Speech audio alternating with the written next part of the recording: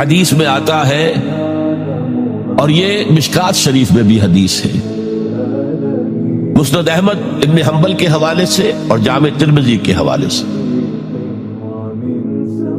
حضور فرماتے ہیں حارث اشعری رضی اللہ تعالیٰ عنہ اس کے راوی ہے، انی آمرکم بخمس، مسلمانوں میں تمہیں 5 باتوں کا حکم دے رہا ہوں، اللہ امرنی بہن، ایک روایت میں یہ اضافی الفاظ ہے، اللہ نے مجھے حکم دیا ہے ان کا، اپنی طرف سے نہیں دے رہا، حالانکہ حضور کو اختیار تھا آپ اپنی طرف سے بھی حکم دے سکتے۔ وہ 5 باتیں کیا ہیں؟ بالجماعت والسمع والطاعت والہجرت والجہاد فی سبیل اللہ۔ کتنا بڑا مجموعہ اس وقت یہاں ہے، کیا میں پوچھ سکتا ہوں کتنے لوگوں نے یہ حدیث سنی ہے آج سے پہلے؟ ذرا ہاتھ اٹھائیں، کیا وجہ؟ دیکھیے 5 چیزیں وہ ہیں جو ہم میں سے ہر ایک کو یاد ہے، حدیث یاد ہونا ہو اس کا ایسنس تو یاد ہے۔ بنی الاسلام علی 5، شہادت لا الہ الا اللہ وان محمد رسول اللہ، واقام الصلاۃ وایتاء الزکاۃ وصوم رمضان وحج البیت من استطاع الیہ سبیلا۔ اس کو نہیں معلوم 5 ارکان اسلام؟ اور کس نے فرمایا؟ یہ حضور نے، اور یہ کلام خبریہ ہے، بنی الاسلام علی 5، اس میں امر کا انداز نہیں ہے، خبر ہے۔ اسلام کی تعبیر 5 بنیادوں پر ہے، یہ حدیث ہمیں یاد ہے، اور جس کے کہہ رہے ہیں میں حکم دیتا ہوں تمہیں اور اللہ نے مجھے حکم دیا ہے، یہ 5 باتیں ہمارے ذہن سے نکل گئی، اس لیے کہ ہمارے ذہن میں اسلام کا تصور مذہب کا ہے، دین کا ہے ہی نہیں۔ ہم وہی سمجھتے ہیں کہ نماز، ایک تو یہ کہ ہمارے عقائد ٹھیک ہو، نماز روزہ حج زکوٰۃ کا تقاضا ہو، اور کچھ جو ہمارے سوشل کسٹمز ہیں، عیدیں منائے، جمعہ پڑھے، قربانیاں دیا کریں عید الاضحیٰ میں، بچے کا عقیقہ کریں، مردے کو دفنائیں کفنائیں، شادی ہو تو ایجاب و قبول کرائیں، پھیرے نہیں ڈلوائیں گے، اور یہ ہمارا دین ہے، ہمارا مذہب ہے، مذہب دین نہیں ہے، یہ دین کا تصور ہی نہیں۔ ہم اتنے خوگر ہو گئے محکومیت کے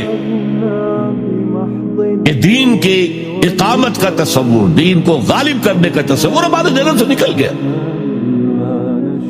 ذہن میں ہے ہی نہیں۔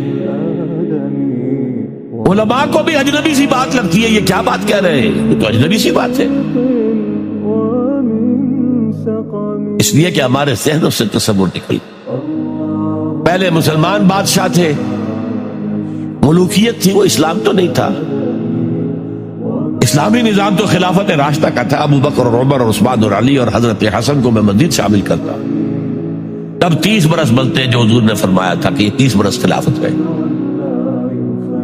بعد میں تو ملوکیت آ گئی، یہ بنو امیہ کے بادشاہ تھے، چاہے خلفاء اپنے آپ کو کہلوائے، بنو عباس تو بڑے بادشاہ تھے، شہنشاہ تھے، بڑے محل بنائے تھے، اور یہی حال پھر ان کو ہم کہہ دیتے ہیں عثمانی خلفاء، یعنی ترک بادشاہ اور شہنشاہ، ان کا بھی حال یہی تھا، اسلام کا۔ اس کے بعد آ گئے انگریز، انگریز نے کہا قانون ہمارا ہوگا، کرمنل لا ہمارا ہوگا، CRPC ہماری ہوگی، سول لا ہمارا ہوگا، نظام ہمارا ہوگا، ہاں نماز پڑھ سکتے ہو، روزہ رکھ سکتے ہو، ہمیں کوئی تمہارے مذہب سے کوئی دشمنی نہیں، بلکہ انگریز نے تو بڑی رعایت کی تھی، اس نے کہا تھا تم اپنے فیملی لاز بھی اپنی مرضی سے جیسے چاہو طے کرو۔ آج مسلمان ممالک میں سے بھی اکثر نے اپنے فیملی لاز چھوڑ کر یورپ کے فیملی لاز اختیار کر لیے، اور پہلی مرتبہ یہ کام کیا تھا ترک نے، اور یورپ کے اخبارات نے پھر تنزیہ لکھا تھا کہ یہ عجیب قوم ہے، کہتی ہے کہ بہترین قانون ہمارے پاس ہے، اور حال یہ ہے کہ فیملی لاز بھی ہم سے مانگ رہے ہیں، رومن لا سے اخذ کر رہے ہیں فیملی لا، تو یہ ان کا حال ہے، کہتے ہیں بہترین قانون ہمارے پاس۔ تو انگریز کے آنے کے بعد اب ہمارا علماء کا قال اللہ و قال رسول یا مدرسہ چلا لیں.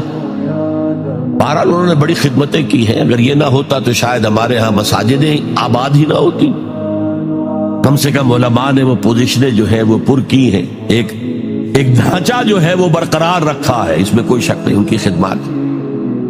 لیکن انگریز نے تو جو بھی تھا صرف اتنی آزادی دی تھی, اسی کو ہم ذہناً ریکنسائل کر چکے ہیں. بس اسلام یہی ہے نہیں.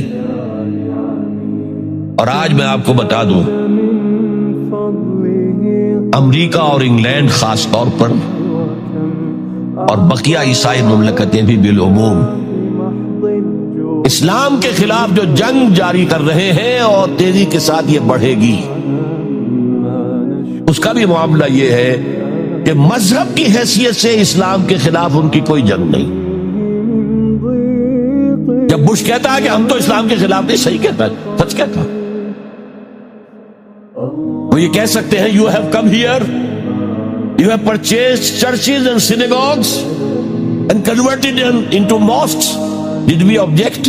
تم یہاں آئے, تم نے چرچ خرید کے مسجد بنا لی, سینیگوگ یہودیوں کا خریدا اور مسجد بنا لی. ہم نے کبھی روکا تمہیں؟ تم نمازیں پڑھتے ہو, ہم نے روکا. روزے رکھتے ہو, ہم نے روکا. بلکہ رمضان میں وائٹ ہاؤس میں ایک افطاری بھی دے دیتے ہیں تمہیں, سیریمونیل.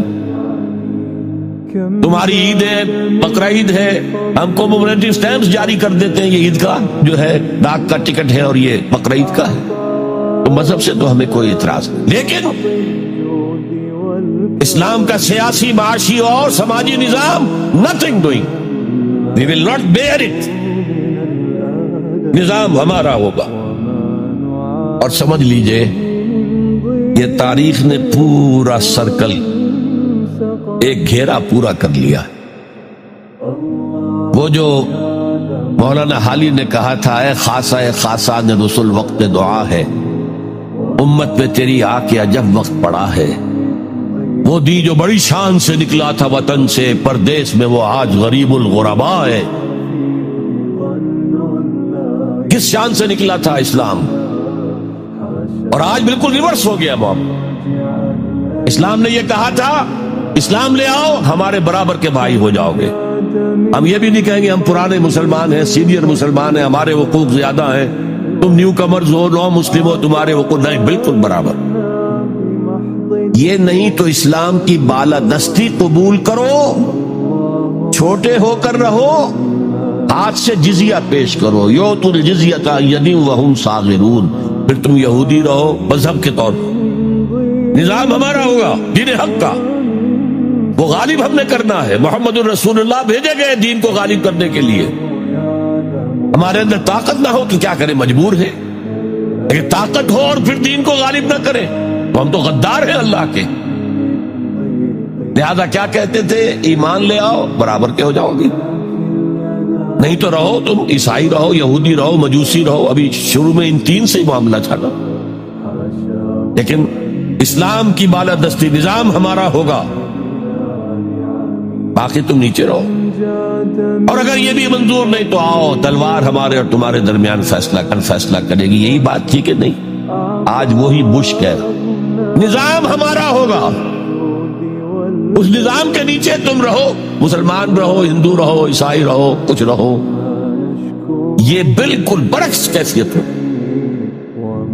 آج کا مسلمان جو ہے ان چیزوں سے اس لیے ذہناً غافل ہے کہ حضور کی اتنی تاکیدی حدیث, انی آمرکم بخمس اللہ امرنی بہن بالجماعت والسمع والطاعت والہجرت والجہاد فی سبیل اللہ, کبھی ممبر سے نہ سنائی گئی, نہ کبھی سنی گئی.